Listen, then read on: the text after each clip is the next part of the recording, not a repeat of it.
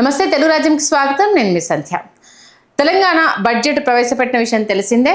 BRS అధినేత కేసీఆర్ వాళ్ళ budget సమావేశాలకు హాజరవడం జరిగింది. అయితే బడ్జెట్ సమావేశాలు పూర్తి కాకుండానే ఆయన సభలో నుంచి బయటికి వెళ్ళి బయట ప్రెస్ మీట్ పెట్టడంతో ఉప ముఖ్యమంత్రి భట్టి విక్రమార్క కౌంటర్ ఇవ్వడం జరిగింది.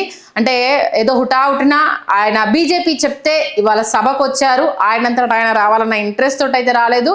ఆయన ఆశాంతం బడ్జెట్ వినకుండానే వెళ్ళిపోయిన తీరును బట్టి చూస్తేనే అర్థమవుతుంది. కాబట్టి ఆయన ఎందుకు వచ్చారనేది ఇంకా ఆయనకే తెలియాలి. ఖచ్చితంగా అయితే ఆయన బీజేపీ చెప్తేనే హడావుడిగా ఇవాళ సభకు వచ్చారు అంటూ కూడా భట్టి విక్రమార్క చేసిన కామెంట్స్ ఇప్పుడు ప్రకంపనలు రేపుతున్నాయి. ఈ నేపథ్యంలో దళిత బంధు అంశానికి సంబంధించి కావచ్చు, రైతుల కేటాయింపులకు సంబంధించి కావచ్చు, మేము చేసిన దానికి మీరు చేస్తున్నది ఎంతవరకు పొంతన ఉంది బేరీజు వేసుకోండి అంటూ కేసీఆర్ కామెంట్స్ చేసిన నేపథ్యంలో పూర్తిగా వినకుండా కామెంట్లు చేయడం ఏంటి, మేము అన్ని స్లాబ్ల వాళ్ళని దీంట్లో పొందుపరుస్తూ రిసోర్మెంట్స్ డెవలప్ చేసేందుకు పక్కా ప్రణాళికతో ముందుకెళ్తున్నాము, ఆశాంతం వినకుండా మీరు బయటికి వెళ్ళి కామెంట్స్ చేయడము ఎంతవరకు కరెక్ట్ అంటూ సెటైర్లు వేశారు.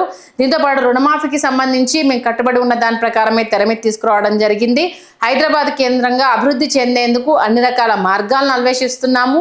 యువతకు ఉపాధి మార్గాలు అంటే డెవలప్ చేసే విధంగా పక్కా ప్లాన్తో ముందుకెళ్తున్నాము, మాట అనే ముందు ఒక్కసారి ఆలోచించుకోండి అంటూ భట్టి విక్రమార్క అయితే కౌంటర్ ఇవ్వడం జరిగింది. అయితే కేటాయింపులకు సంబంధించి అయితే ప్రస్తుతం రకరకాల వాదనలు అయితే తెర మీదకి వస్తున్నాయి. ఏంటంటే వాళ్ళు ఇచ్చిన సూపర్ 6కే అండ్ అమౌంట్ను ఇవ్వలేకపోయారనేది ఒకటి, విద్యా వైద్యానికి సంబంధించి కేటాయింపులు డొల్లగా ఉన్నాయన్న అంశాన్ని ఇంకొక వైపు తెర మీద తీసుకొస్తున్నారు.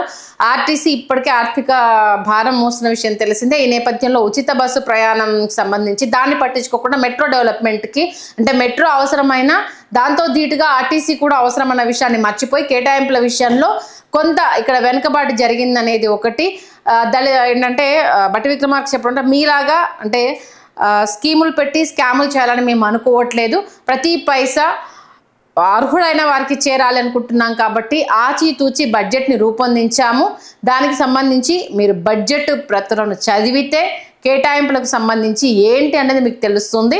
ఎవరో చెప్తే హడావుడిగా సభకు వస్తే ఏ విషయాల మీద అయితే అవగాహన ఉండదు అంటూ భట్టి విక్రమార్క అయితే కౌంటర్ ఇవ్వడం జరిగింది. మొత్తానికైతే నిన్న రేవంత్ రెడ్డి రెచ్చగొడితే ఇవాళ కేసీఆర్ సభకు వచ్చారు అన్న అంశంతో పాటు ఆ సంతం సభలో ఉండలేదు అన్న ఇంకొక కౌంటర్ని అయితే ఇక్కడ వేయడం జరిగింది.